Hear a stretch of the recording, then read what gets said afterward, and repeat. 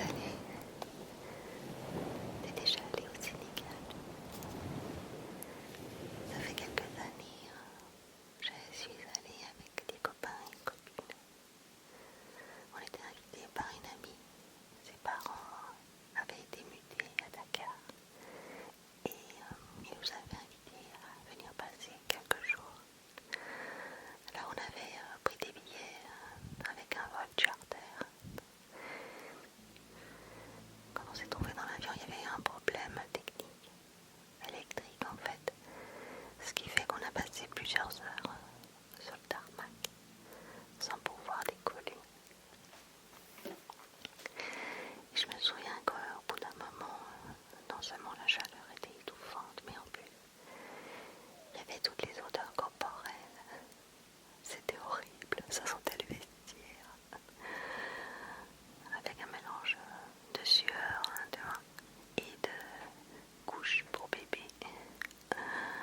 C'était vraiment assez étouffant. Et à un moment donné, un des stewards, il a eu la très mauvaise idée de prendre un spray, tu sais, un spray désodorisant. Et je me rappelle qu'il marchait dans les couloirs avec le spray face à lui, enfin devant lui plutôt, et il marchait en sprayant. Il avançait en fermant les yeux, tu sais, parce qu'il se prenait tout le spray dans la figure. Oh, je te jure, il y en a qui réfléchissent pas, au lieu de, je sais pas, de retourner le spray, de le mettre derrière lui ou de marcher à reculons, un truc quoi, tu vois. Et il a fait le long, large l'avion comme ça avec son spray. Après ça puait, la transpiration, les couches pour bébé, plus l'odeur de spray pour le chiotte. C'était encore plus horrible. Bref, qu'après le voyage s'est bien passé. Et quand on est arrivé, tu sais, quand ils ouvrent les portes de l'avion et que tu as une chaleur, comme ça, une vague de chaleur qui te vient dessus, une chaleur un peu humide, tu te dis, voilà, les vacances peuvent commencer. On avait pris un taxi pour aller chez l'ami et sur le bord de la route, il y avait un cheval qui avait, je sais pas, il était mort. Et je sais pas combien de temps ça a commencé à gonfler, tu sais, avec les gaz de la décomposition. Mais ça ressemblait à une baudruche. Elle était complètement gonflée, on aurait dit qu'il allait s'envoler ou alors exploser, ce qui aurait été assez terrible. Et je me souviens, je m'étais demandé si quelqu'un allait se décider à l'évacuer avant qu'il explose. C'était un voyage super. C'est un très beau pays. En tout cas, quand j'y suis allée. Donc on avait passé quelques jours d'abord à Dakar. Quand on est arrivé, en fait, ça sentait très fort les herbes et l'encens, tu vois, un mélange comme ça, quelque chose qui avait brûlé. Et je me rappelle que la mère de la copine nous avait expliqué qu'en fait, elle avait reçu la visite d'une personne, d'un monsieur, et que la cuisinière de la maison, elle disait qu'il portait le mauvais œil. Alors chaque fois qu'il venait, elle faisait brûler des herbes dans toutes les baraques une fois qu'il était parti. Ben moi je trouvais que ça sentait bon. Oui. Ouais, c'est un pays comme ça, avec ses superstitions, ses rites, c'est très intéressant. On est resté quelques jours à Dakar et après on a pris un tuk-tuk parce qu'on voulait aller jusqu'en Casamance. Et je me rappelle qu'en chemin il nous est arrivé plein d'aventures. La première, c'est que quelques heures après être dans le tuk-tuk, tu sais, on voyageait avec des gens, des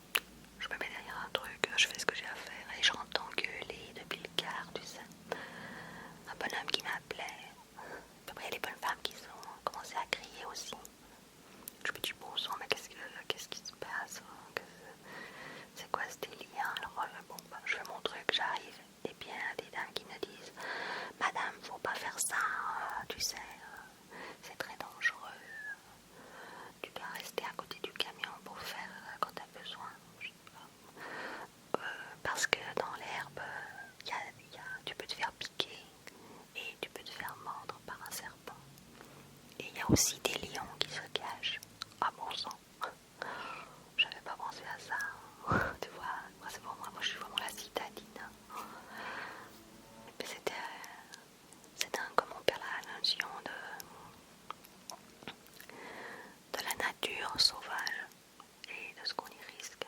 Tu vois, quand tu t'aventures comme ça. Après on était arrivé dans un village quelques jours après et il y avait une église avec un chœur d'enfants qui chantait. C'était très chouette. Et je me souviens qu'à la sortie, il y avait un car avec des gens du Club Med qui étaient venus pour écouter. Et il y avait un monsieur, un gros monsieur qui avait un sac rempli de trucs, je ne savais pas ce que c'était, on ne voyait pas très bien. Et il a demandé aux enfants de se mettre à la file indienne. Alors les gamins, ils se sont exécutés, tu vois, et ils venaient bien, ils repartaient tout contents, tout excités. Puis je me suis dit, tiens, qu'est-ce que c'est ça? Puis en fait, j'ai très vite compris qu'il leur donnait des bonbons. Et il y a les professeurs qui étaient là, qui n'étaient pas contents, qui ont commencé à gueuler, en disant que c'était vraiment le pire truc à faire.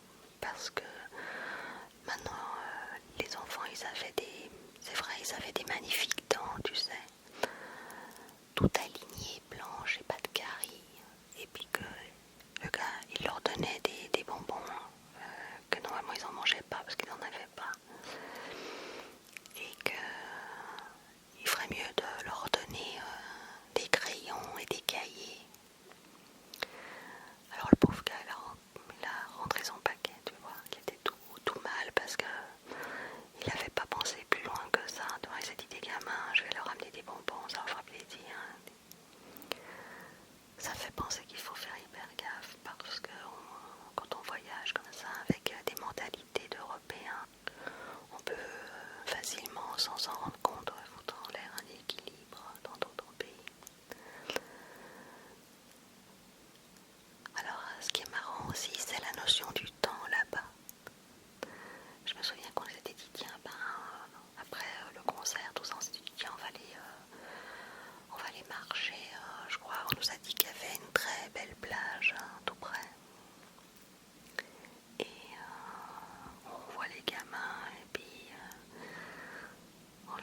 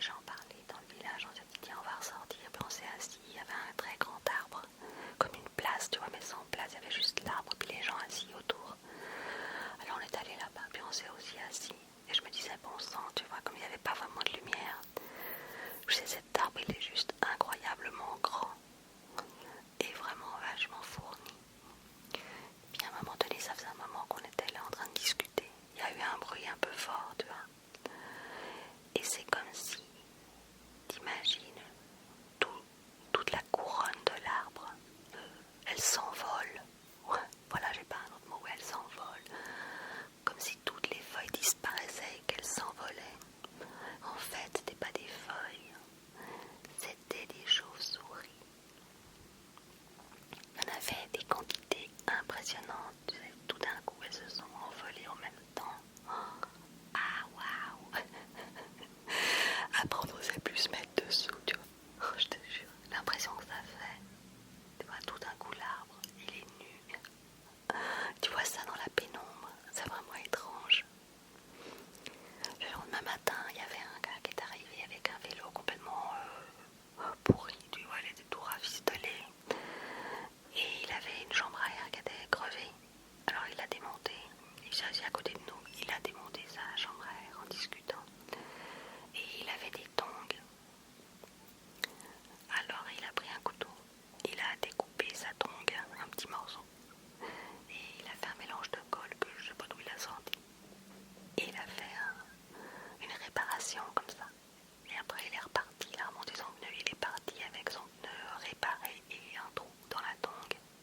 C'est là que tu vois l'ingéniosité quand on n'a pas grand chose. Tu vois, le système D un peu. C'était drôle. Mais au moins, tu vois, il était pas super son vélo, mais au moins il pouvait se déplacer avec. C'était chouette à voir. Je regrette un truc dans ce village, c'est qu'il y avait une dame qui arrêtait pas de tirer son soutien-gorge à la copine et à moi. Elle arrêtait pas de nous tirer sur les bretelles et puis elle nous disait moi j'en ai besoin, t'en as pas besoin, donne-le-moi. Je me disais mon Dieu, mais cette femme elle doit avoir 100 ans. C'est dur de donner un âge à certaines personnes. Elles sont tellement ridées. Et je regrette un peu parce que je me suis dit bon, j'en aurais racheté un. Je pense qu'elle aurait fait avec ça, tu vois, mais ça lui aurait fait plaisir. Mais bon, ça c'est un petit regret que j'ai. Après il y avait les garçons, ils avaient décidé de monter à cheval.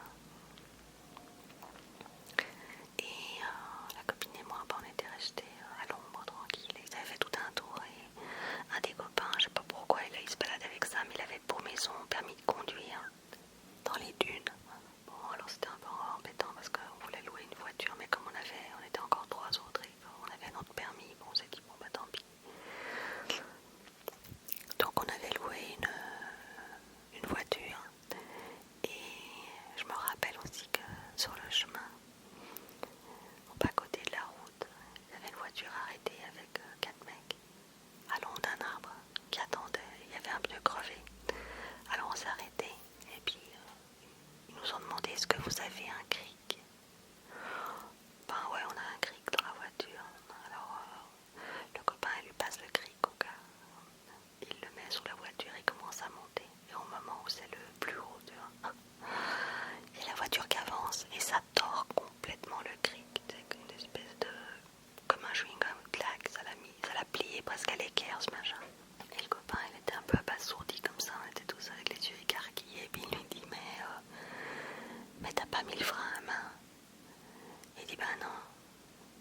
Il dit ah mais il faut mettre le frein à main quand tu utilises un cric.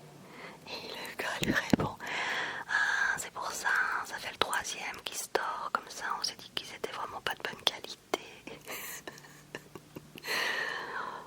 C'était trop marrant. Alors on a rembarqué le cric tout tordu, on l'a remis dans la bagnole. Ça c'était drôle. On se faisait souvent contrôler et t'as intérêt à faire tes papiers en ordre là-bas. Mais c'était marrant parce qu'une fois on s'est arrêté au bord de la route et il y avait un gars, tu sais, avec la mitraillette, la tenue d'assaut, les Ray-Ban, donc tu voyais pas les yeux.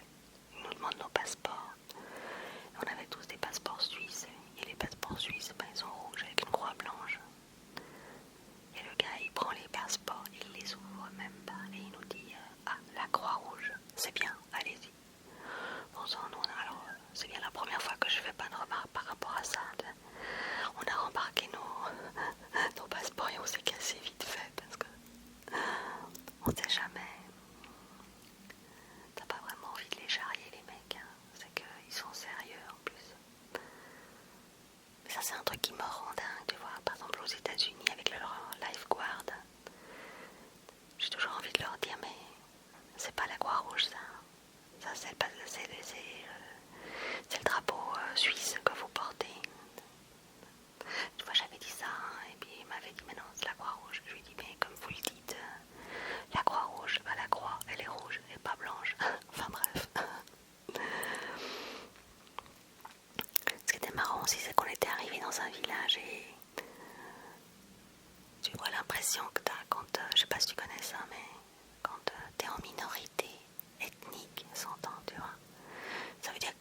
quand tu voyages selon les pays, eh ben, tu te fonds dans la masse. Moi je suis châtain français, donc tous les pays, même d'Afrique du Nord, comme ça, on ne me remarque pas. Mais là, on voit que toi. C'est comme si tu avais un spot braqué sur toi. La sole blanche, enfin les sols blancs du bled, on te remarque à des kilomètres et puis tu peux rien faire pour t'intégrer dans la population. Et on arrive dans une espèce de marché et il y a un gars qui vient avec des sacs en crocodile. Moi j'ai horreur de ça. Alors le gars, je lui dis tout de suite non. Puis il a vu à ma tête que ben non, ça t'est non. Et mais la copine, elle a regardé un petit peu, tu vois, parce qu'elle voulait par curiosité voir ce que c'était. Alors le gars, il l'a plus lâché. Il nous a suivis pendant tout le marché. Achète-moi le sac, je te fais un bon prix. Et tati et patata, c'était lourd quoi, c'était chiant. Alors au bout d'un moment, la copine, elle a craqué et elle dit au gars, je te l'achète quand je reviens. Et le gars lui a dit, ah d'accord, ok, alors je t'attends et quand tu reviens, tu m'achètes le sac. Oui, oui, oui. Je suis dégonflée de dire ça une fois qu'il est parti, le gars. Il me dit, mais de toute façon, il va pas se souvenir. Tu parles, bref. Alors on continue notre voyage et pendant le voyage, on a atterri. C'était marrant avec la bagnole parce qu'on a atterri dans un bled et on se gare à l'ombre. Et là, il y a un gamin qui vient quand on sort de la voiture et il nous dit non, non, non, non, non, faut pas rester là. Je dis ça y est, c'est quoi cette histoire? C'est interdit, c'est privé, c'est quoi? Non, non, tu peux pas rester, tu peux pas. Je dis mais pourquoi on peut pas? Puis le gamin il nous montre les cocotiers, tout ça. Il nous dit parce que s'il y a une noix de coco qui tombe, ta voiture elle est foutue. Ça aussi tu vois, on n'avait pas pensé. Tu penseras si jamais tu vas dans tous les pays où il y a des cocotiers de pas te mettre dessous. Parce que même si tu fais une petite sieste, tu te ramasses une noix de coco sur la tête, vu la hauteur, ça peut faire super mal, hein. Même plus que mal. Et après le gamin nous dit, moi je te montre où mettre ta voiture et tu me payes et je garde ta voiture. On s'est dit, bon c'est un peu l'arnaque, mais le gamin il est sympa, allez hop, ça, que ça peut faire un peu, ça, un peu d'argent, ça lui fera un peu d'argent. Mais en fait, tu sais quoi, c'était la meilleure idée qu'on ait eue. Après on a fait que ça, on a fait que comme ça, d'ailleurs je te le conseille. C'est que le gamin, d'abord il nous a montré une super place à l'ombre, sans cocotier cette fois. Il s'est mis sur le capot. On le voyait de loin quand on s'est éloigné pour visiter. Chaque fois qu'il y avait un autre gamin qui s'approchait, il lui gueulait dessus. Il nous gardait la voiture, je te dis pas, il n'y a personne qui s'en est approché. Du coup, quand on est revenu, on lui a donné un peu plus, tu vois, parce qu'il avait bien fait son job, alors il était content, le gamin. C'est chouette. Il y a des idées comme ça, c'est des bonnes idées. Après, dans un autre bled, on avait super soif. Ça faisait longtemps qu'on n'avait rien bu. Et on avait décidé avant de partir, même si on avait fait des vaccins anti-paludisme et tout ça, ben, moi en tout cas j'avais des idées. Première chose, de ne manger que des fruits avec une peau, tu vois, genre banane, après tu jettes la peau, des oranges, des choses comme ça. Et de ne pas prendre de boisson avec des glaçons. De boire que du Coca-Cola ou des choses qui n'avaient pas vraiment de l'eau dedans, qu'on pouvait pas imiter, tu vois. Parce que si tu prends une bouteille d'eau, ils peuvent remettre les capsules en fait. Ils ont des appareils où ils te remplissent ça avec de l'eau du robinet, ils te remettent des leurs en capsule. Donc on prenait des coca et puis on mangeait pas de salade, on mangeait que des trucs cuits pour pas être malade. Et on arrive dans un bled et on va dans un petit bistrot, tu sais, c'est genre un banc puis une petite table. On commande nos coca et je vois la copine qui traînait un peu derrière en train de boire à l'eau de la fontaine du bled. Oh, je dis mais qu'est-ce que tu fous? Elle me dit oh mais regarde, tous les gamins boivent,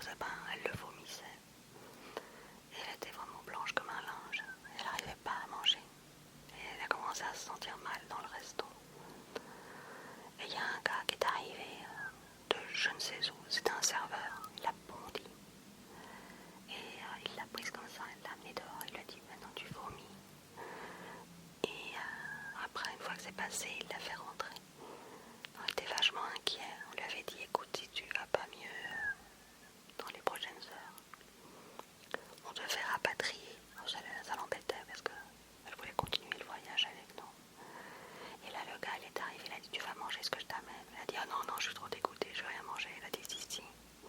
Et ça, je te recommande parce que c'est un truc un peu miraculeux. Il est revenu avec du riz blanc très cuit. Et après, il a coupé des citrons. Et il a mis du jus de citron dessus. Juste du riz, tu vois, chaud. Avec du jus de citron frais.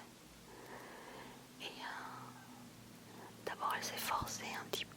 Et le gars, il est resté à côté d'elle. Et il nous a expliqué que c'était un remède super bien pour contre la malaria aussi, tu vois. Donc, si par malheur, tu as des maux d'estomac en voyage, ou bien même chez toi, moi je connaissais le truc du riz cuit, mais tu mets du jus de citron dessus. Du coup, nous on en mangeait aussi parce que c'est vachement bon. Ça l'a permis de manger, de garder ce qu'elle avait mangé 2 jours de suite et de pouvoir aller voir un médecin qui lui a prescrit des médicaments. Puis bon, quand on est rentré, ben ouais, effectivement, elle s'était chopée des amibes. Ça c'est une sacrée cochonnerie, juste parce qu'elle avait bu à la fontaine, tu vois. Que nous on n'a pas été du tout malade en buvant du coca. D'ailleurs, le Coca-Cola, à la base c'est un médicament et si tu as des maux d'estomac, tu t'en prends des petites cuillères, tu vois. Et ça te passe. Ça bouge tout sans le coca. Ça nettoie même très bien les chiottes d'ailleurs. Après c'était marrant parce qu'on avait demandé à un gars avec un bateau de nous emmener à l'île aux oiseaux. Et il nous amène sur une île. Très belle île. Et je lui dis, ah c'est ça l'île aux oiseaux. Il me dit, ben c'est une île. Oui. Il y a des oiseaux. Oui. Ah ben voilà. Donc c'était pas l'île aux oiseaux, mais c'est un peu le truc de la crème au sucre. Et on était là et les copains, on se disait que c'était vachement beau et puis à la limite on pourrait passer la nuit là, tu vois. Et pendant qu'on imaginait qu'on allait camper là, à un moment donné, on a vu, c'est comme si le sable se soulevait, tu vois, toute une espèce de grande partie, une grande surface de la plage se soulève et se déplace. C'était des centaines de crabes. Ça me fait penser tu vois, le coup des chauves-souris. Ben là, c'était... à la place des chauves-souris, là, c'était le sable qui se soulevait et qui se déplaçait. On s'est dit, ouais, bon, ben ok, c'est peut-être pas forcément le bon endroit pour dormir à la belle étoile. Et on est rentré dormir dans les cases. D'ailleurs, dans les cases, tu sais, t'as des moustiquaires. Et faut toujours rentrer les chaussures à l'intérieur. Faut pas les laisser par terre. Surtout si tout d'un coup tu te lèves pendant la nuit, que tu mets des godasses. T'as des bestioles qui se mettent dedans. Ouais. Donc tu secoues tes chaussures et tu les rends dans la moustiquaire avec toi dans le lit bien coincé. Et tu coinces la moustiquaire sous le matelas. Je me souviens d'une nuit au bord de la plage. On avait des cases et j'ai entendu pendant toute la nuit un truc gratter vers mon oreille contre la moustiquaire. Et je me disais, quoi qu'il arrive, je n'ouvre pas les yeux. Je veux pas savoir ce que c'est. Je saurais jamais ce que c'est. Mais j'avais tellement peur, tu sais. Un autre truc aussi, dans les choses que je voulais pas savoir ce que c'était, il y a des femmes qui ont des petits réchauds au bord des routes et qui font à manger. Ouais, les femmes, elles bossent comme des mules. Elles sont là avec leurs gamins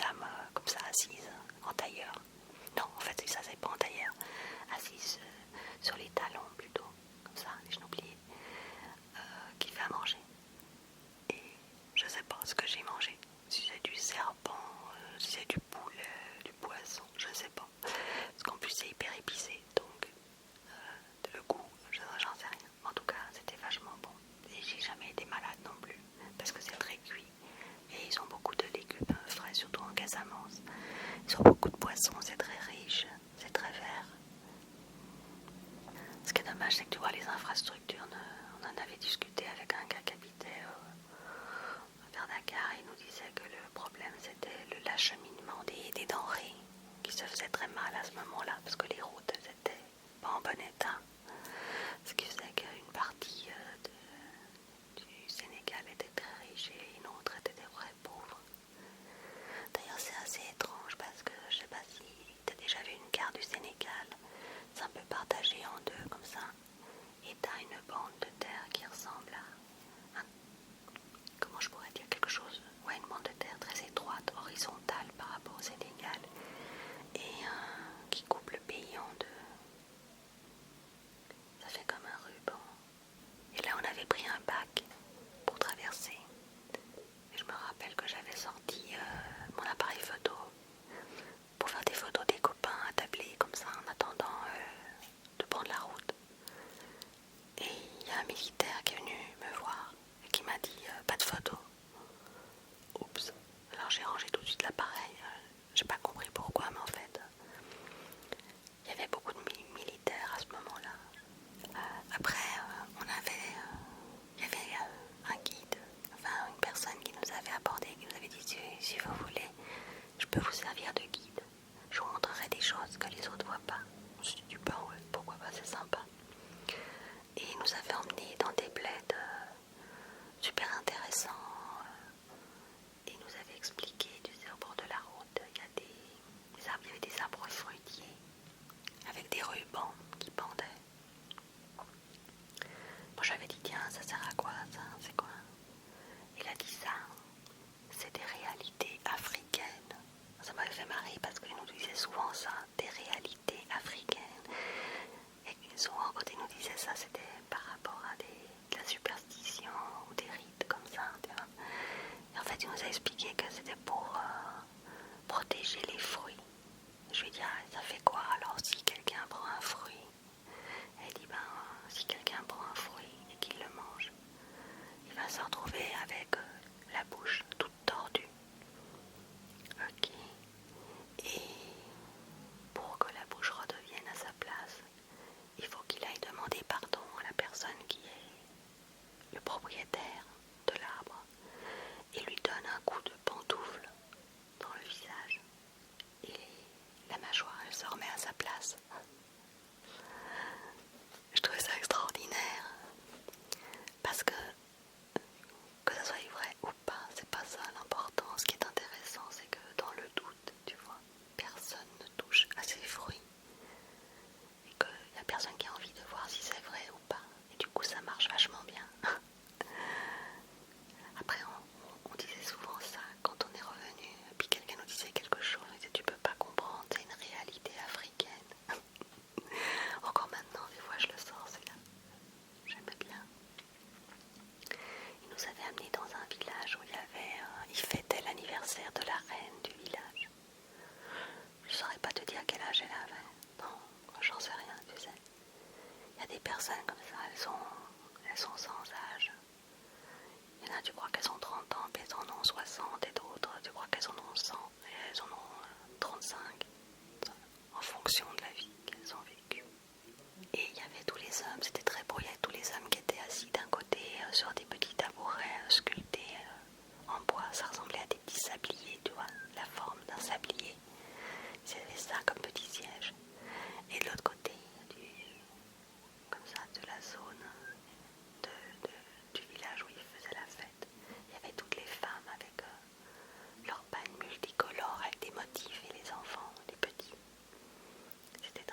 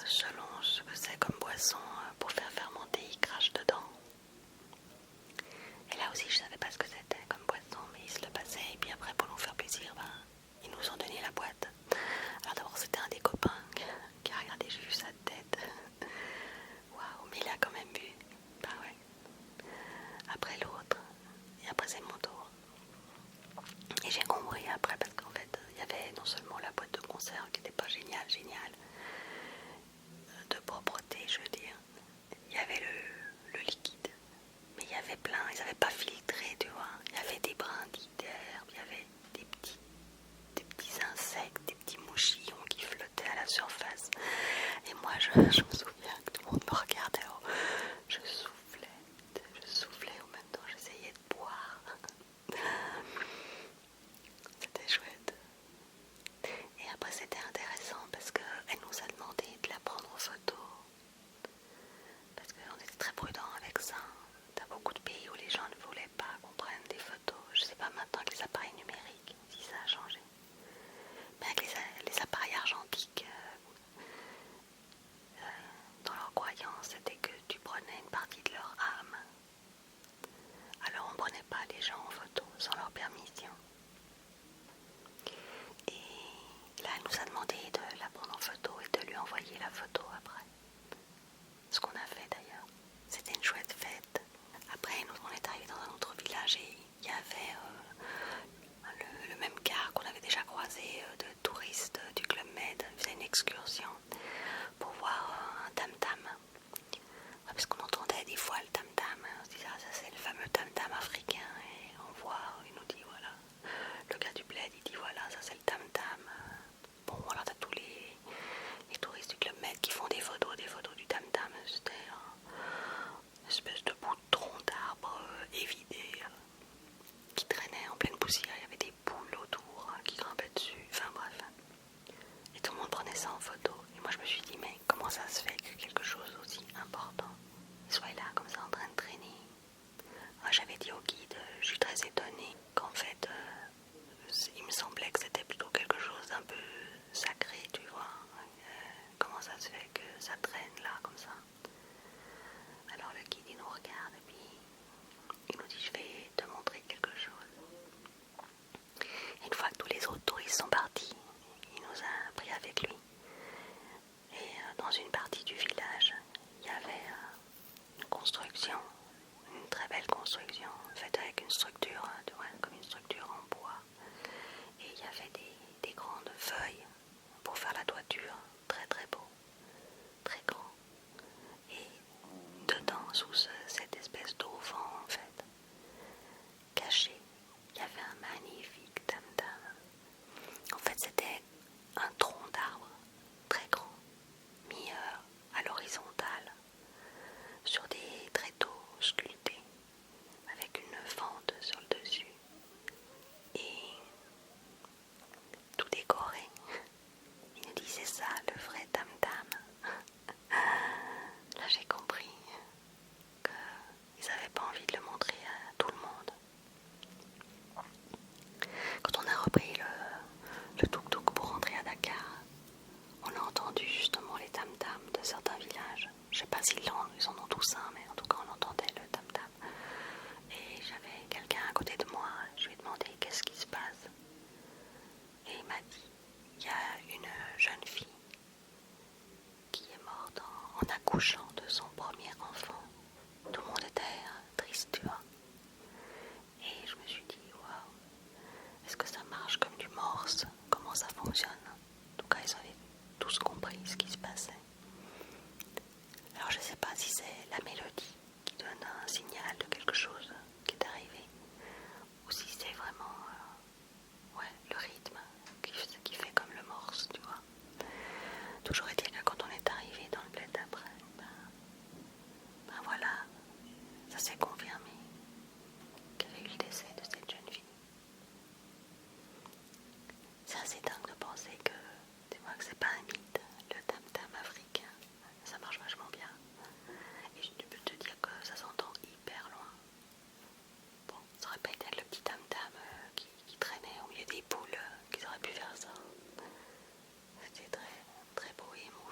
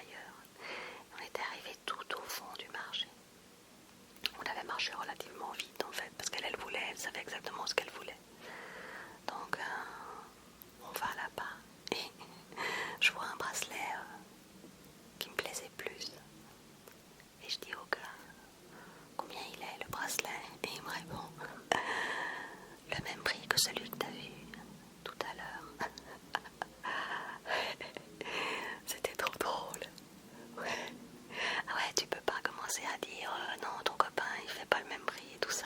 Oh là, ils savent tout de suite, je te dis, t'es repéré avant même que tu poses un pied dans le marché. D'ailleurs, j'ai oublié de dire que en remontant vers Dakar, on s'est arrêté dans le fameux bled pour aller à la poste. Et pendant qu'on était assises sur les marches de la poste et que les garçons téléphonaient, il y a le gars qui est arrivé avec ses sacs. Ça faisait même pas 5 minutes qu'on était là. Il est arrivé, il a dit voilà, j'ai ton sac. Et la copine elle dit mais moi je veux pas de ton sac. Le gars il était fâché. Il a dit tu n'es pas quelqu'un de parole. Tu as promis que quand tu revenais tu m'achetais le sac. Et je dois dire j'étais assez d'accord avec lui. Alors je lui ai dit écoute non. Il m'a dit mais je pensais pas qu'il allait attendre comme ça. Je lui ai dit bah écoute tu sais ça leur gagne pas. Tu lui dis un truc, pour lui c'est bon. Alors elle lui l'a acheté. Elle s'est retrouvée avec un sac qu'elle voulait pas. Elle m'a dit la prochaine fois, j'ai compris, la prochaine fois je dirais que non et que non c'est non. Je lui ai dit ben ouais. Donc quand on était au marché d'argent là, elle faisait hyper gaffe, elle osait rien regarder. De peur que quelqu'un lui demande s'il voulait acheter, tu sais. Elle voulait plus rien savoir. Il travaille très bien l'argent, c'est vraiment beau. Bon, les incrustations d'ébène, je sais pas si c'était de l'ébène. Là aussi, il est arrivé un truc, c'est que aussi par, je sais pas, par méconnaissance, tu vois. Quand le monsieur, la copine l'avait commandé des bijoux, et quand le monsieur, c'était un monsieur âgé, il lui a donné les bijoux, il lui a dit venez, asseyez-vous, on va boire le thé. On s'est dit waouh, c'est super gentil, on n'a pas osé dire non, alors on s'est installé. Et au moment de donner la tasse, le verre en fait, avec du thé à la menthe, je sais plus très bien comment ça s'est passé, mais la copine, elle a posé la main sur la main du monsieur. C'est parti en cacahuète. Ça a fait une tollée dans tout le marché, cette histoire. Alors je me souviens plus très bien et sur le moment j'ai pas très bien compris si c'était parce qu'elle avait touché un homme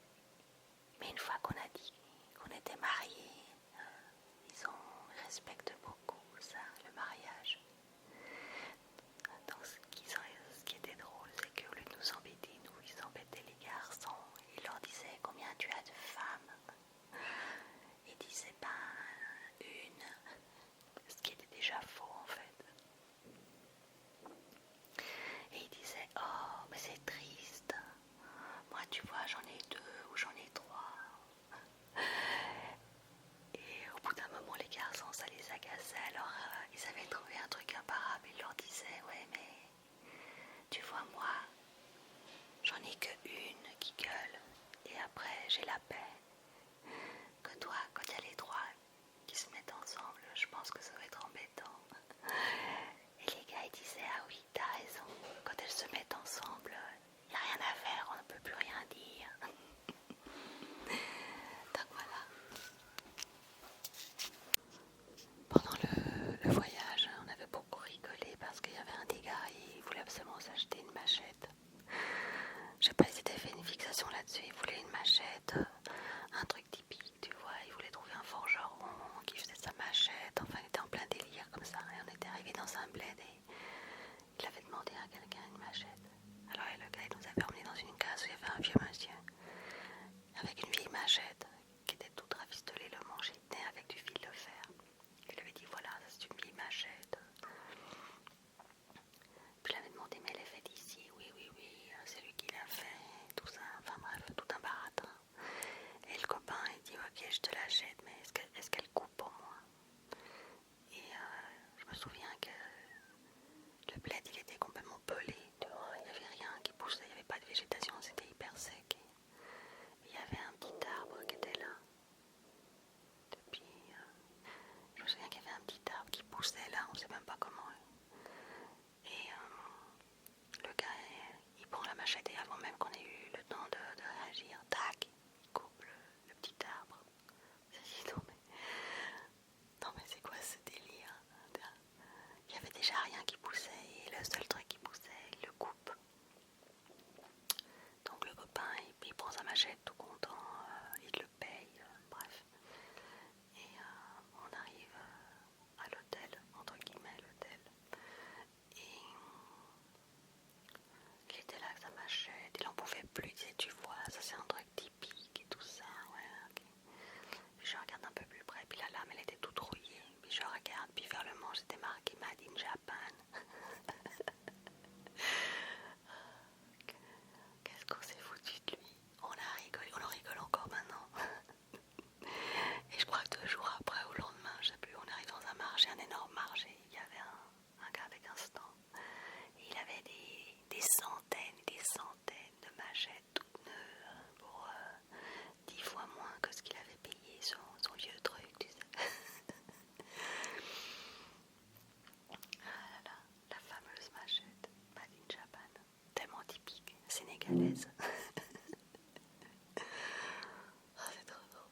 Après, il s'était fait avoir aussi parce que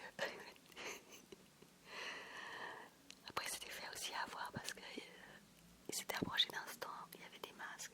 Moi, je déteste les masques africains.